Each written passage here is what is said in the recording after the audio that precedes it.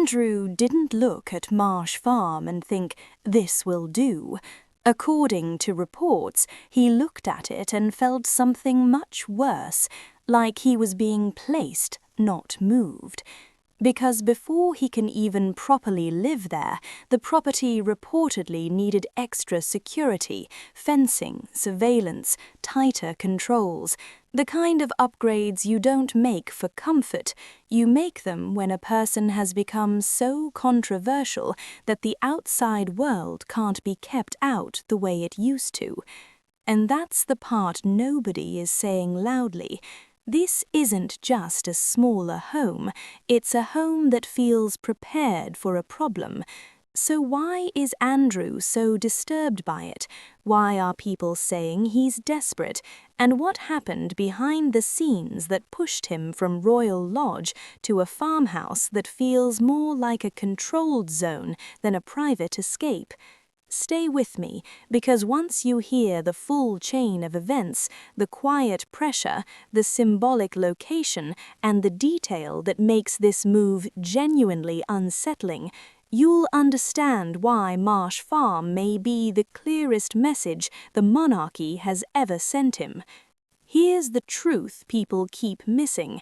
Andrew isn't disturbed because Marsh Farm is smaller. He's disturbed because the move confirms something he's been trying not to accept for years. The protection around him isn't what it used to be.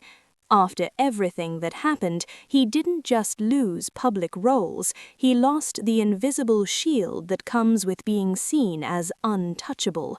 And once that shield cracks, life changes in ways that don't show up in official announcements. It shows up in the atmosphere, in how people react when your name comes up, in how the press treats your every move like a scandal, in how even a simple relocation turns into a national headline. And it shows up in the security, because when a house needs added cameras, fencing, and tighter control before you can even settle in, that doesn't feel like comfort, it feels like threat. It feels like the world outside has gotten too close. And that's what makes Marsh Farm different from Royal Lodge. Royal Lodge wasn't just bigger, it was safer in a very specific way. It was distance, it was layers, it was the ability to disappear without being visible. Marsh Farm doesn't offer that same buffer.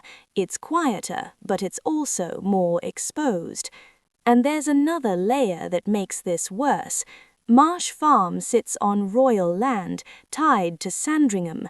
That means this move isn't just a move to a smaller property, it's a move onto ground that feels controlled, watched, and symbolic, like you're being kept somewhere, not simply living somewhere. So when people say he's upset, desperate, or disturbed, it's not hard to see why. Because the move forces him to face two things at once, that he's no longer being protected in the same way, and that he's no longer being treated like someone who gets to choose. And once that realization hits, the house stops being a house, it becomes a warning.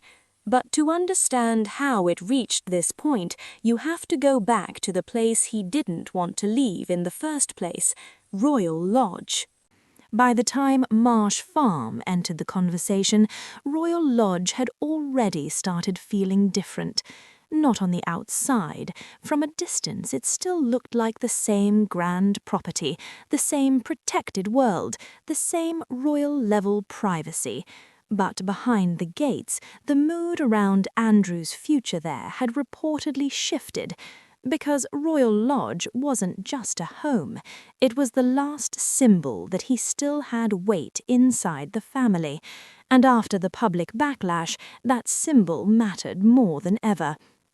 But over time, the reality became harder to ignore.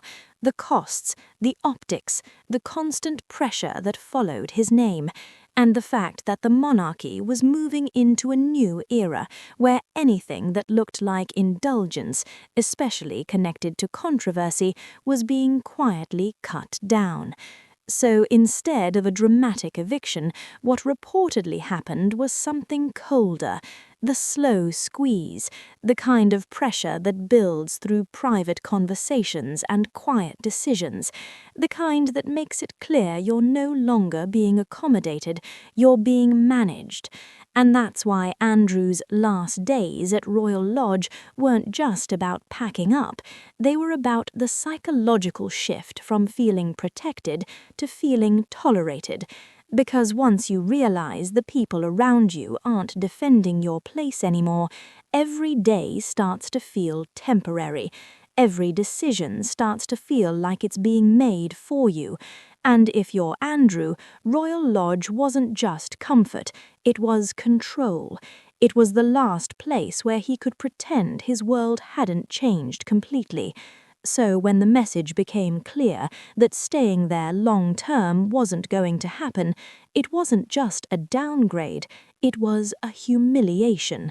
A quiet one, the kind that doesn't need a press release. And that's what makes the next part so important, because the real shock isn't that he had to leave Royal Lodge. It's where he was being pushed toward, and what that location says, without anyone needing to explain it. Marsh Farm isn't random. That's what makes it unsettling. On paper, it's just another property within the Sandringham estate. Quiet countryside, royal land, technically respectable. But in royal terms, placement is never accidental. Where you live reflects where you stand, and Marsh Farm sits far from the center of visible royal life. It's not where influence gathers, it's not where high-profile guests are entertained. It's not a symbol of prominence, it's quieter, lower profile, easier to manage. That's why the move feels less like a relocation and more like a repositioning. Because when someone who once occupied a grand estate is moved to a farmhouse that reportedly requires tightened security and added barriers, the optics change immediately.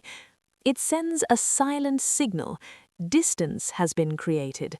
Distance from headlines, distance from visibility, distance from power. And that distance speaks louder than any official statement ever could. Marsh Farm may still sit on royal land, but it doesn't carry the same weight. It feels contained, controlled, deliberate, which is why many observers see it not as a downgrade in comfort, but as a reset in status, a quiet adjustment to match a new reality. And once that realization settles in, the house stops being a residence. It becomes a line in the sand. Because when the monarchy wants to make a point, it doesn't argue, it rearranges. And the public noticed that immediately. The moment news of the move started circulating, the reaction was immediate and ruthless. Headlines didn't describe it as a simple relocation. They framed it as a fall, a quiet removal. Some even called it exile without using the word directly. And once that narrative took hold, it spread fast. On social media, the tone was sharper. People compared the shift from Royal Lodge to Marsh Farm like it was a public demotion. Memes appeared, commentary piled up. The move wasn't treated as practical, it was treated as symbolic. That's what makes this so uncomfortable, because even if the decision was about cost, optics, or security, the public didn't see nuance, they saw consequence. And that perception matters. For Andrew, every change now gets filtered through past controversy. There's no neutral coverage, no quiet adjustment. Every development becomes proof of something, proof that he's being sidelined, proof that he's lost standing, proof that the monarchy is distancing itself. Even local reaction reportedly felt divided. Some residents didn't want the attention, others simply didn't want the controversy nearby. And when the community around your new home feels uncertain about you, settling in doesn't feel peaceful, it feels tense. So the house becomes more than walls and land, it becomes a headline generator. And that may be the most unsettling part of all, because no matter where he goes, the story follows. Which leaves one final question hanging over Marsh Farm. Is this just the next chapter in a controlled retreat, or the moment that permanently redefined where he stands? When you strip everything back, Marsh Farm isn't scary because it's old, it's scary because of what it confirms. Andrew isn't being moved into a new chapter, he's being moved into a smaller one. A chapter with less privacy, less status, and a very different kind of protection, the kind that doesn't feel like privilege anymore, but like necessity, like containment. And that's why the move reportedly hit him so hard, because Royal Lodge was the last place where he could still feel untouchable. Marsh Farm is where that illusion ends. It's not just a house, it's a message about where he stands now and how far from the centre he's been pushed.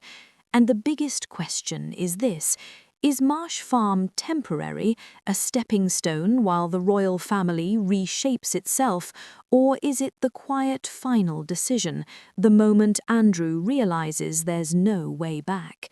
If you want more stories like this, the behind-the-scenes royal power moves, the quiet demotions, and the details the palace never explains, make sure you subscribe. And comment below, do you think this move was purely practical, or do you think Marsh Farm was chosen to send Andrew a warning he couldn't ignore?